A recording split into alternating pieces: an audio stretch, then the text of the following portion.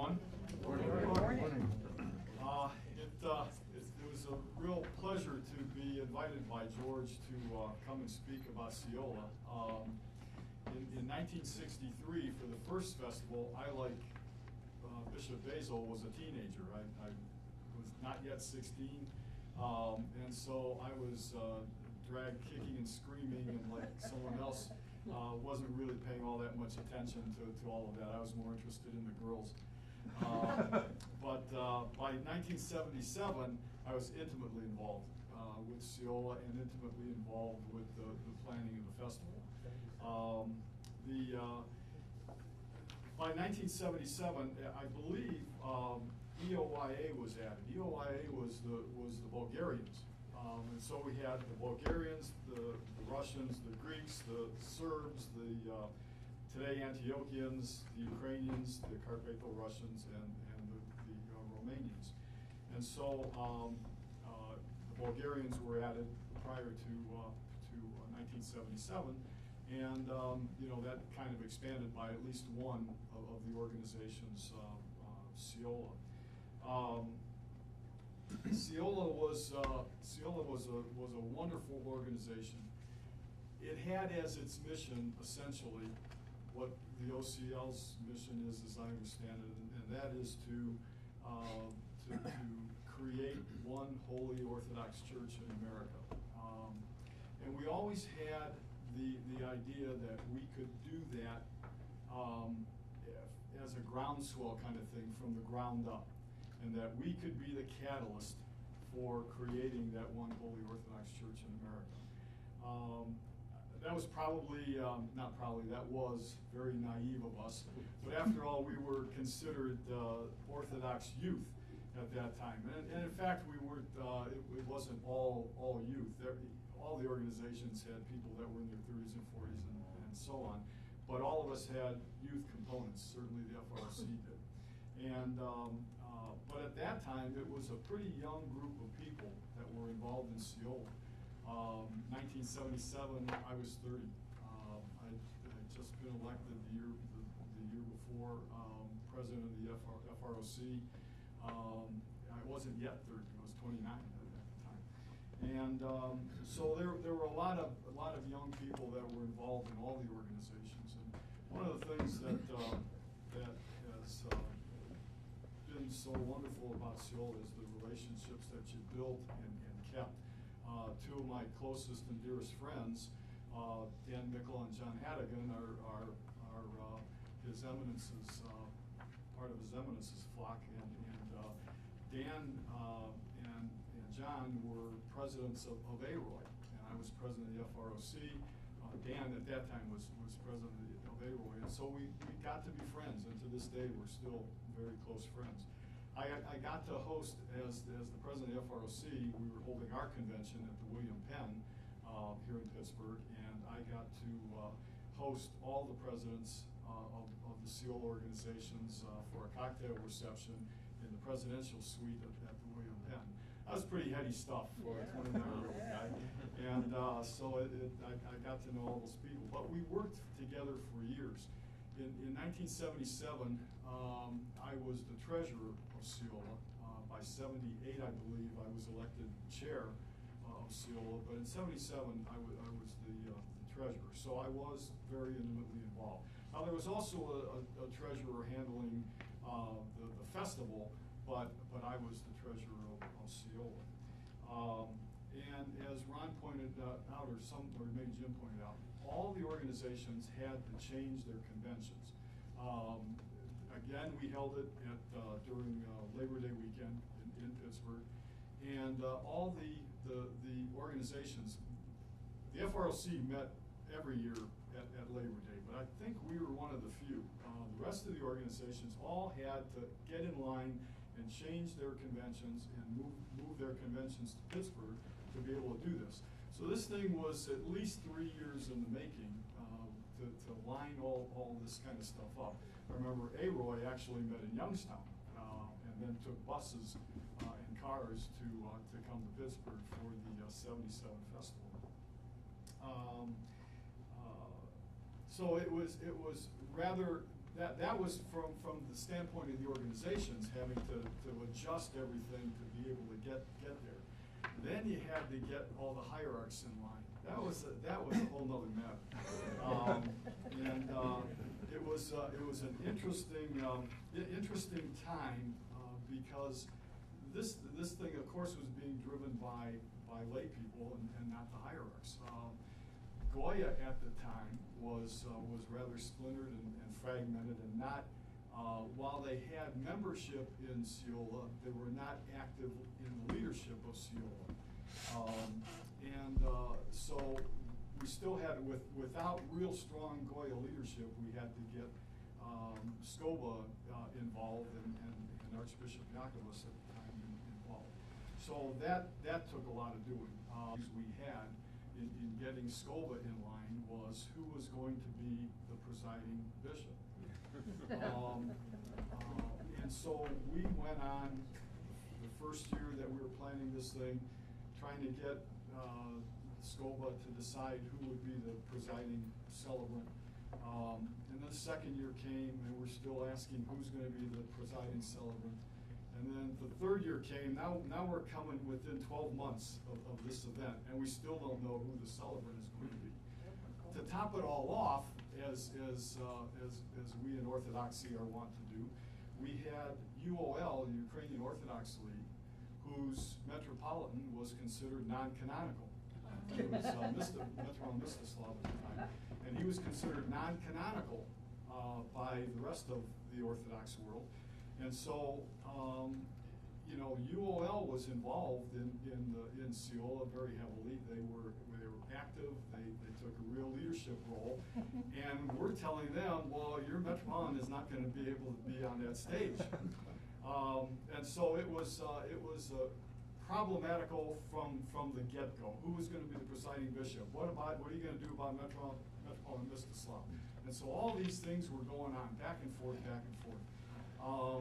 Finally, SCOBA, getting close to it, finally decided, okay, Metropolitan Mstislav would be able to be on stage, but he can't celebrate. He can't be a concelebrant with the rest of us. So we said, well, that's not going to work. He can't do that. So then finally, we're probably 6 months out, and Archbishop Yakovas says, okay, we'll choose one celebrant, and the rest will all be kind of standing on the stage, but they won't all be concelebrated. And we said, okay, well, who's the celebrant going to be? Well, we have to decide. Now we're getting closer and closer and closer. We're now 3 months away, and we're even just weeks away, and we don't know who the celebrant is. Finally, Metropolitan Yakovas said, well, the presiding celebrant will be the oldest bishop in terms of consecration. Well, at the time, and forgive me, I'm not casting any aspersions to the Greeks, but at the time, Yakovas thought that the Greek bishop in Pittsburgh was the oldest by date of consecration. Oops. But the OCA fooled them, because we moved just weeks before that event, we moved Bishop Theodosius, who later became Metropolitan Theodosius. We moved him from Alaska to become the Bishop of Pittsburgh. And by days, he was the oldest the oldest bishop by date of consecration. And so, totally not by his design, Archbishop Yakovas then had to relent and say, okay, Bishop Theodosius would be the presiding bishop. So those are the kinds of things that we went through throughout that whole thing. And then, of course, we had Metropolitan Mstislav up there, and he was allowed to be on stage, and we got through all this. But the kinds of things I was telling the folks sitting with me in the back, the kinds of things that the OCL has fought in their 25 years, CEOYLA did all that. We've been there, done that, and so I can relate. Believe me, I can relate very well. in '77, we had one big choir. We didn't have, 7 different choirs or 8 different choirs. We had one big choir. And Father Igor Soroka who's here in Denora, Pennsylvania, has been here for most of his priesthood. Father Tom's uncle was the choir master for this big choir. And of course, all the people who were going to sing in the choir were practicing and rehearsing the music, in their home parishes or in their own organizations, and came prepared to sing in this one big massive choir, which was just incredible to listen to when you heard this thing.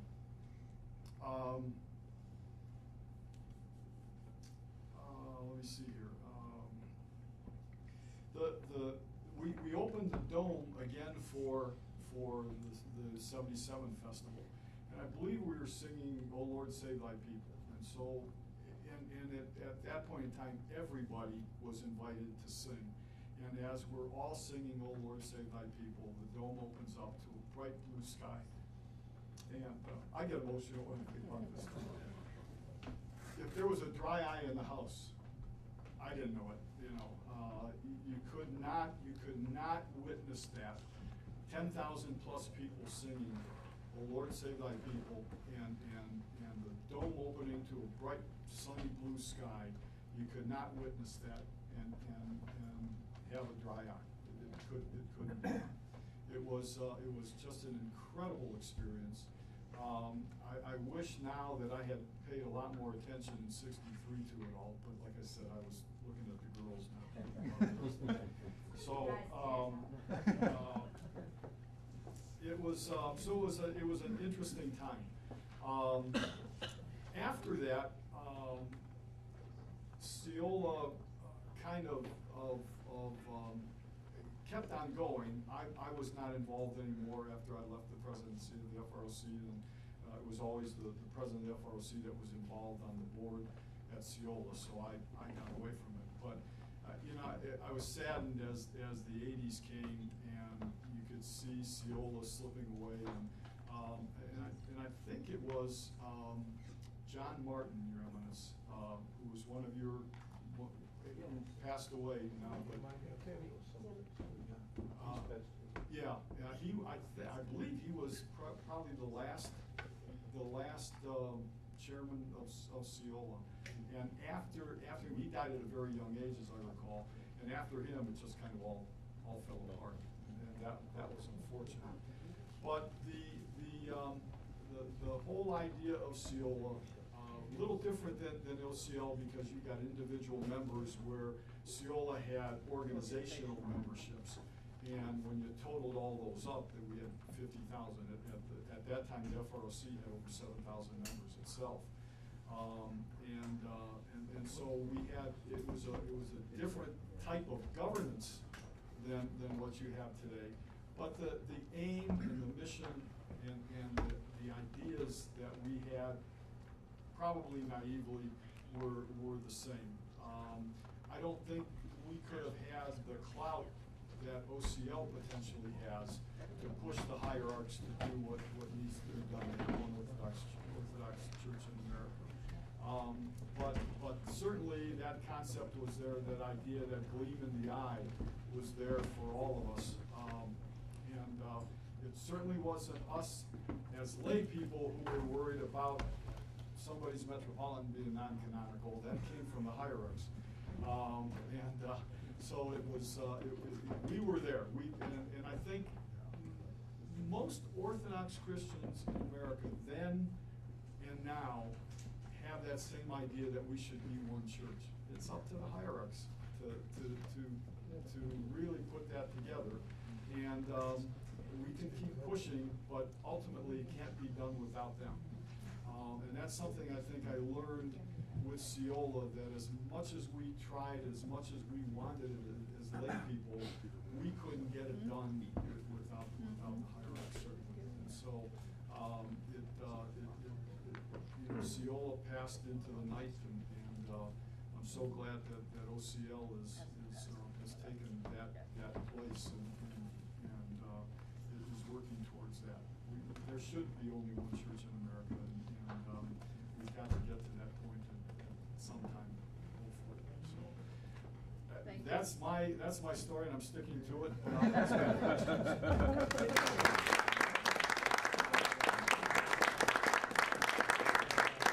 Any questions? Yes. Yeah. How big was the festival in '77? It was a full arena. It was over 10,000. So it was comparable to '63. Oh yeah. Maybe not quite as many people, but very close. Yeah. Were there any others that large? Not that I can recall ever anywhere. So Yeah. '63 was the first and was a full house. '77 was Pretty close. Close pretty to a close. full house. Were there others, similar ones, that were done in the same fashion in between? No, after '77. How about in between '63 and '77, however? How many what? How, in between '63 and '77? There was nothing of that magnitude. The '63 and '77 festivals were the only things that I'm aware of that magnitude anywhere in the United States. It's such a shame that we couldn't build off of those two events. I understand why it took 14 years to go from '63 to '77 and get that festival, because it's a mammoth task. And at the time, Ed Anisco, who later became Father Gregory Anisco, was the chairperson of the '77 festival, and he's the guy with Joe Baldowski. They were both from New Jersey, who had to go to New York, to Englewood, New Jersey, to all these different places, meeting with hierarchs, trying to get the support for all of this, and to get all the organizations to fall in line and move their conventions to that time frame. It was a mammoth task, and so it's not surprising that there was 14 years, but from '63, it was probably 10 years later that the thought started developing to build into what became the '77 festival. And it was probably a little more than 3 years of actual planning time to get us there. But it's a mammoth task. How old were the leaders in both situations? How old were these people who were leading? We were all right in that same age. 20s. Between 25 to 35. You know, like I said, in '77 I was 29. So, you know, the people from Aroy, the people from UOL, we were all in that same. In '63, how old was Joseph at that time? I don't know. He was. I didn't know him. Ernie was Villas in I knew, but I didn't know. Whatever happened. He was in his middle 30s. Maybe it's a question of whatever And happened. at that time, Soya didn't have, After the- Goy had the 35-year limit, Soya kind of let you. How old were you at the time? I was about that age, 33, 34, something like